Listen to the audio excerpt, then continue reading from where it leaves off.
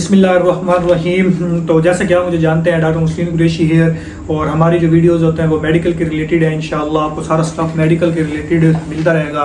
तो आज जिस टॉपिक पे हमने बात करनी है वो है रिस्पिरेटरी मॉड्यूल।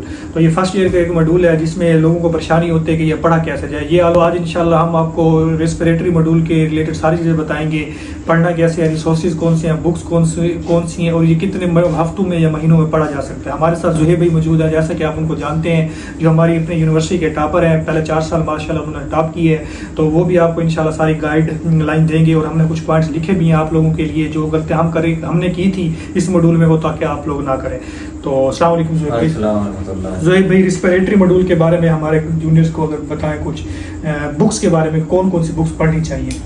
इसके अंदर तीनों बेसिक सब्जेक्ट हो जाते हैं, एनाटॉमी, फिजियो और बायोकेमिस्ट्री।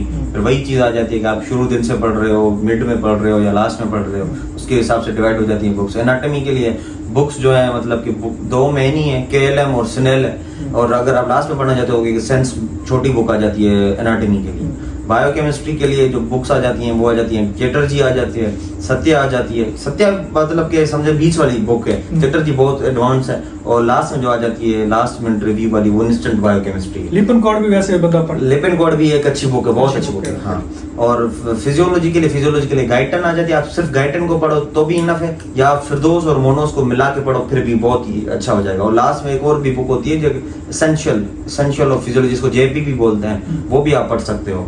लेक्चर के हिसाब से एनाटॉमी, फिजियो और बायोकेमिस्ट्री, फिजियोलॉजी इसकी बहुत इंपॉर्टेंट है इस मॉड्यूल में। जैसे कि हम आपको हर मॉड्यूल में बताते हैं कि कौन सी चीज़ मेन है, तो इस मॉड्यूल में ऑलमोस्ट 70% फिजियोलॉजी, आपने इस पे ज़्यादा फोकस करना है, इसकी अच्छी बुक पढ़नी है। दूसरे सब्जेक्ट में फिर भी एनी हाउ थोड़ा बहुत कंप्रोमाइज़ किया जा सकता है, लेकिन जो इसकी फिजियोलॉजी है उस पर एनी हाउ भी कंप्रोमाइज़ नहीं किया जा सकता। इसके वीडियोस लेक्चर भी आपने अच्छे तरीके से लेनी है, बुक भी अच्छी पढ़नी है। तो रिसोर्सेज के बारे में जो भी बता रहे हैं।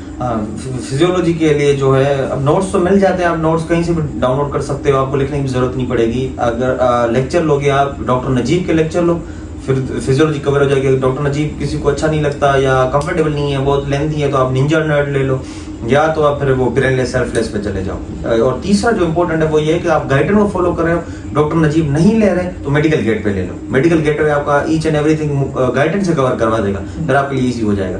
बायोकेमिस्ट्री के लिए चैटर्जी या सत्या कोई भी बुक फॉलो कर रहे हो आप, लेक्चर लो डॉक्टर राजेश के, और या तो आप ब्रेनलेस के लेक्चर लो। ब्रेनलेस से भी बहुत अच्छा पढ़ाया हुआ है इन चीज़ों के लिए। और एनाटॉमी के लिए एनाटॉमी, ग्रॉस, एम्ब्रियो और हिस्टोलॉजी आ जाती है। ग्रॉस के लिए जो है बुक्स आपको मैंने बता दी है, लेकिन लेक्चर डॉक्टर आजम के हैं, और दूसरे हैं चर्सी या एसेंशियल ऑफ मेडिकल साइंसेज, ठीक है। और एम्ब्रियोलॉजी के लिए जो है वो ब्रेनलेस है, और डॉक्टर आजम को भी ले सकते हैं। अगर आप डॉक्टर आजम को कंफर्टेबल हो रहे हैं कि भाई ग्रोथ उसने अच्छी पढ़ाई है, आपको समझ आ रही है डॉक्टर आजम की, तो आप डॉक्टर आजम की हिस्टो और एम्ब्रियो भी ले सकते हैं। लेकिन आप नहीं लेना चाहते तो ब्रेनलेस ले लो लेक्चर के हिसाब से एम्ब्रियोलॉजी के। ज्यादा आपने फोकस फिजियोलॉजी के ऊपर करना है। फिजियोलॉजी जब आपकी कवर हो जाए तो फिर आप दूसरे सब्जेक्ट की तरफ जाएं। भाई से ये पूछना चाहते हैं कि भाई ये कितने हफ्तों में अगर ये बंदा पढ़ने पे आ जाए तो कितना टाइम लग सकता है इस मॉड्यूल के ऊपर।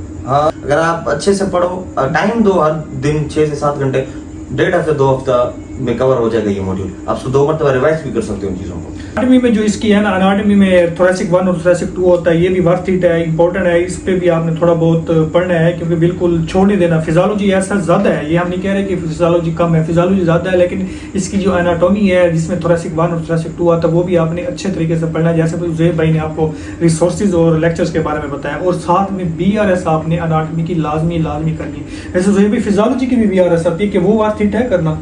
फिजियोलॉजी के लिए आप कर सकते हो, लेकिन जो मैंने आपको बताया था अपना पॉडकास्ट में सब कुछ, ये बाकी मॉड्यूल्स में भी आप लाजमी फर्स्ट एड को लाजमी रीड करना है। जो मॉड्यूल पढ़ रहे हो आप, उसकी anatomy, physio, biochemistry, first aid से लाजमी रिव्यू करें।